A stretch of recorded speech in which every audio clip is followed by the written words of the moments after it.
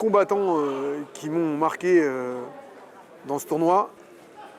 On va commencer par la dame, Lucie d'Écosse, qui a le record des victoires. Et je me rappelle l'avoir coachée sur une finale du tournoi de Paris, sur la hongroise, où en finale, elle met un balayage extraordinaire en sortie d'attaque. Et j'ai encore cette image. Vraiment, c'était vraiment bon. Pour le combat, c'est celui-ci que je retiens, parce que cette image de ce balayage en sortie d'attaque, elle était extraordinaire.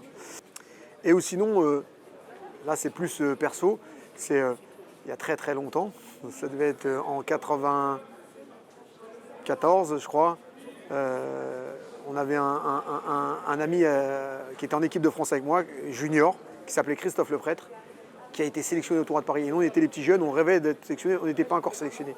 Lui il avait été sélectionné.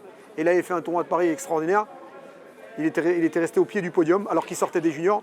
Et pourquoi je donne cet exemple ? Parce que c'est en le regardant lui, mon coéquipier, avec qui j'avais fait les mondes juniors avant, dans les tribunes. Moi, j'avais pas la chance d'être à ce tournoi, il avait été sélectionné.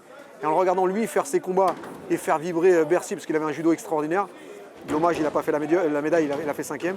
Et bah, ça m'a marqué pour le reste de ma carrière en me disant, bah, il m'a donné encore plus envie. Et je me suis dit, l'année prochaine, je ne peux pas passer au travers de ce tournoi-là. L'exemplarité, elle est hyper importante. À un moment donné, même sans être un très grand champion, si dans l'attitude, dans le comportement, on peut être des exemples, on peut motiver tous nos petits judokas qui sont derrière. Et cette anecdote, et bah, via le tournoi de Paris, c'est une anecdote qui me permet de passer des messages. Voilà, rêvez. Et quand vous atteignez vos rêves, vous allez devenir des exemples, passez les bons messages.